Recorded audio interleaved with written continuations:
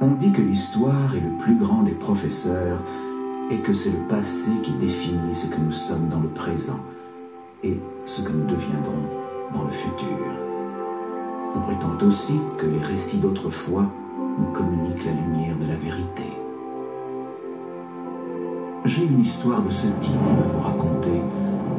Elle m'est très familière car j'ai passé la majeure partie de ma vie à la reconstituer et à la coucher sur les pages de ce livre.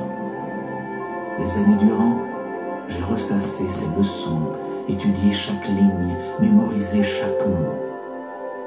Peut-être qu'en la racontant, je découvrirai enfin les réponses aux questions que je me pose.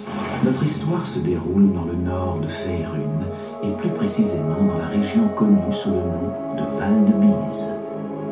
Terre aride et gelée, elle est séparée du reste du monde par une haute chaîne de montagnes, l'épine dorsale du monde.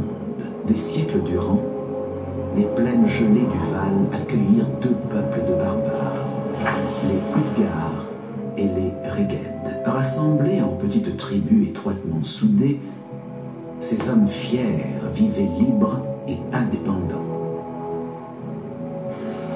Jusqu'au jour où l'archimage Araquin arriva au Val de Bise. À la tête de son armée de mercenaires, il chercha à asservir le Nord et à réduire les barbares à l'esclavage. De longues semaines de conflits s'ensuivirent, au cours desquelles les barbares disséminés subirent de lourdes pertes. La défaite semblait inévitable. Dans un élan de désespoir, un chaman barbare du nom de Gérode exigea que toutes les tribus restantes se regroupent en conseil. Guerrier respecté, il persuada tous les membres du conseil d'oublier leurs divergences et de s'unir contre Araquin. Renforcés par leur union, les barbares se rallièrent derrière leur nouveau chef. Leur force combinée était bien trop grande pour Araquin, qui avait compté sur la division des tribus. Des vagues innombrables de barbares déferlèrent sur son armée de mercenaires, l'incitant dans un premier temps à riposter, puis finalement à battre en retraite. Tandis que son armée disparaissait autour de lui, Araquin eut le temps d'effectuer une ultime tentative désespérée. Faisant appel à toute sa magie, l'archimage ouvrit un portail vers les plans inférieurs. Les cris de victoire de l'archimage inconscient se transformèrent en hurlements de terreur lorsque des démons difformes surgirent du portail et se déversèrent sur le champ de bataille. L'apparition soudaine des démons força barbares et mercenaires à s'allier contre ce nouveau danger. Les guerriers survivants chargèrent bravement le portail pour repousser les envahisseurs venus d'un autre plan et se firent massacrer par centaines. Tandis que les siens mouraient autour de lui, Gérode, le chaman barbare, se détourna des neiges maculées de sang du champ de bataille et aperçut au loin une silhouette solitaire sur une crête. Il prit immédiatement cette vision comme un signe envoyé par son dieu Tempus, et à cet instant, il sut ce qu'il me restait à faire. Criant le nom de son dieu, il se fraya un chemin au milieu des démons et s'enfonça dans le portail. Lorsque le sang de Gérode fusionna avec les énergies du portail, une explosion de lumière ravagea le champ de bataille. Quand elle se dissipa, les démons avaient disparu et le portail s'était refermé. À sa place flottait un disque de pierre dont le centre s'ornait du corps de Gérode, figé à l'instant de sa mort et de sa plus grande victoire pour l'éternité. Mais ceci n'est pas la fin de notre histoire, ce n'est en fait que le commencement.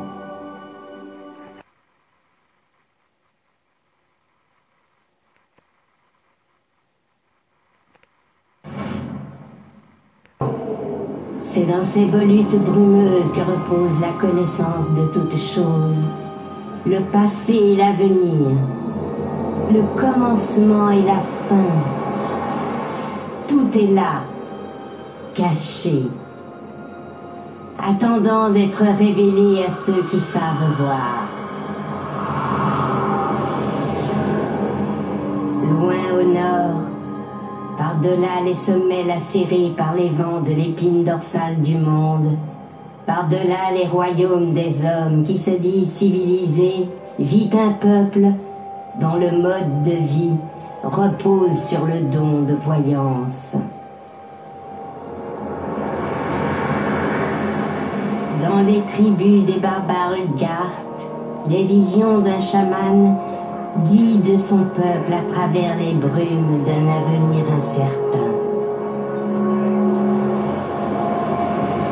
Tel fut le cas de Yolder, ancien et chaman de la tribu de l'ours.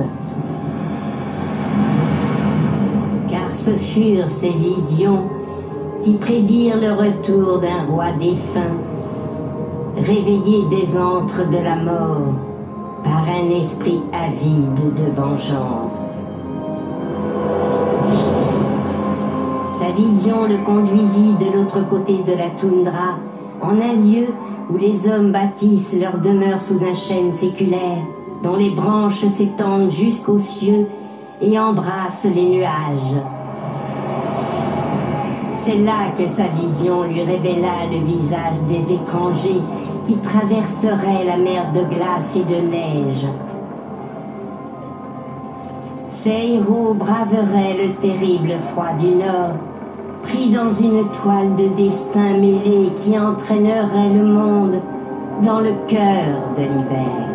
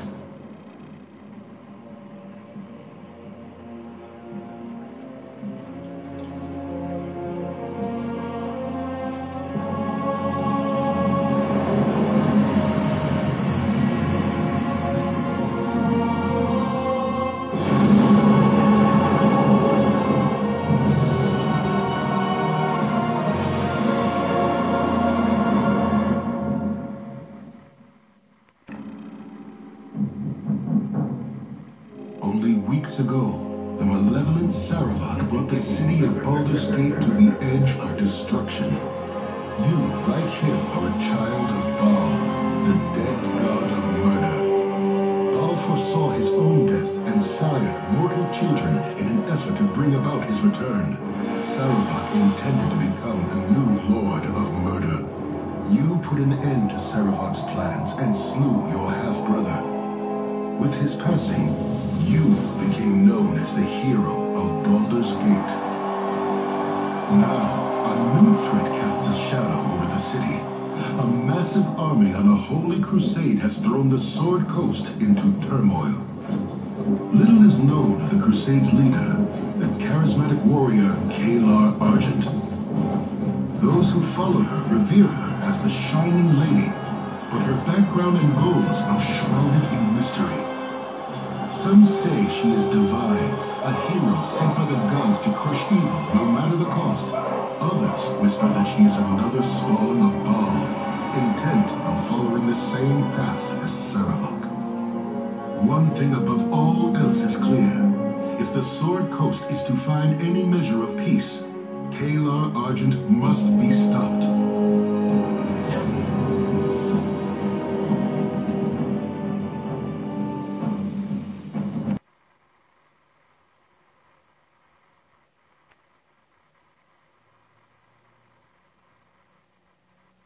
Come on!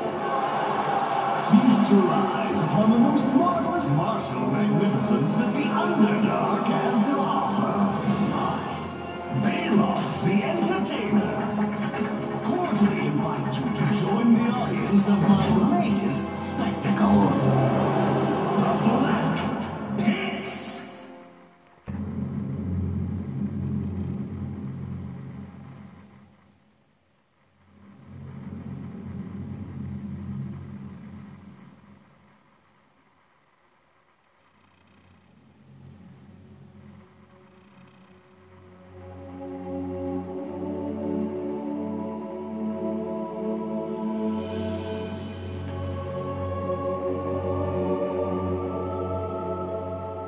You spent your youth in the library fortress of Candlekeep, under the kind tutelage of your foster father, Gorion. Imoen shared this home, a kindred spirit. Her background was as mysterious as your own. Gorion's murder brought answers to your questions when his killer Sarevok was revealed to be your brother. You and Sarevok were a product of the time of troubles, a chaotic period when gods were made flesh and forced to walk the earth. One such deity foresaw his own death and walked the land before the cataclysm. He left a score of mortal offspring, intended to be the fuel for his rebirth. The god was Baal, lord of murder, and you are one of his children. Sarevok sought a war of sacrifice to prove his worth, believing he would become the new Lord of Murder. You killed your brother, sending his tank back to Baal. You were the hero of Baldur's Gate, but some suspected you shared the same lineage as Sarevok. You departed soon after, under circumstances much darker than anyone would have believed. They came as you rested, figures cloaked in mist that clouded your thoughts, blurring the lines between consciousness and dreaming. There was no malice or hatred, no mention of an old score, only quick capture and the promise of grim deeds to come.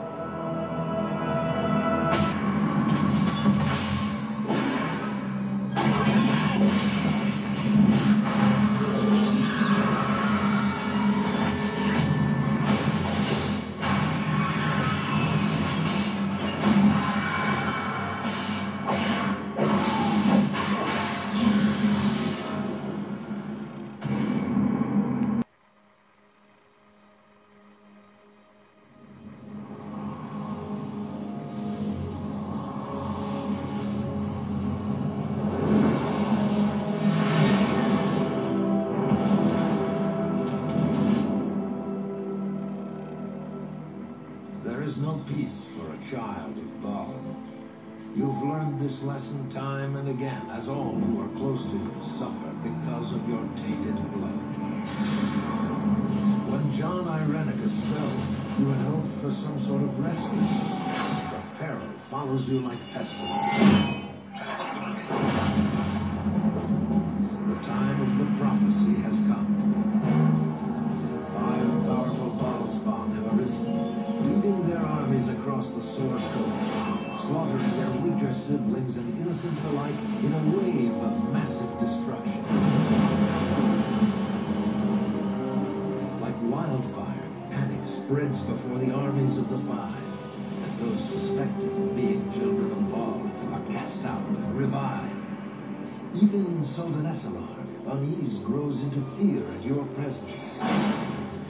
Queen Eliseme urges you to visit a sacred grove where the ancients might shed light on your fate.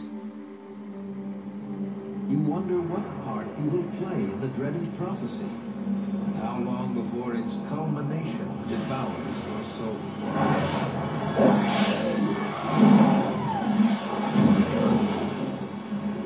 Only one thing seems certain. So long as Baal's throne of blood stands empty, chaos shall reign. Come one, come all, to the greatest show this side of the astral plane. A champion of a rival arena making their debut here in our home. The Scourge of Baelor's Takes.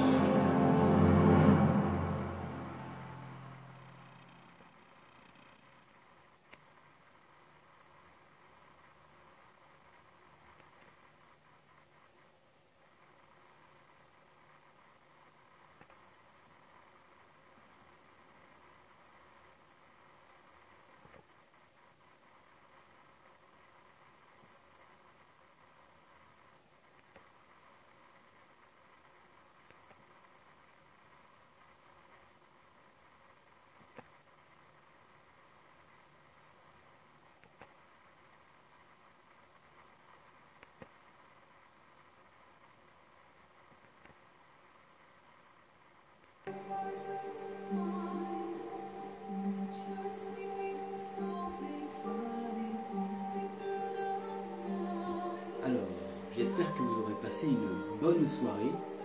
C'était une vidéo spéciale jeu RPG de notre époque. Hein. Beaucoup s'en souviendront. Hein. Je vais parler de Baldur's Gate, Icewind Dale, hein, tiré du jeu Donjons et Dragons. Voilà, j'espère que vous aurez passé un bon moment. Et c'était surtout pour rendre hommage à ces jeux qui nous ont bercé notre enfance. Et pour les jeunes qui ne les connaissent pas, je vous invite à aller voir ces anciens jeux, même on peut les retrouver sur Steam. Hein. Il faudra juste que vous ayez le courage de lire. Et voilà, même que les graphismes aujourd'hui sont mieux faits, qu'on fait des bons RPG. Les bons jeux à l'ancienne, ça reste classique. Voilà. Allez, prenez soin de vous. J'espère que vous aurez passé une bonne soirée. Et je vous dis à la prochaine, pour la prochaine, sur Fenris TV et sur les contes de la crypte de Fenris.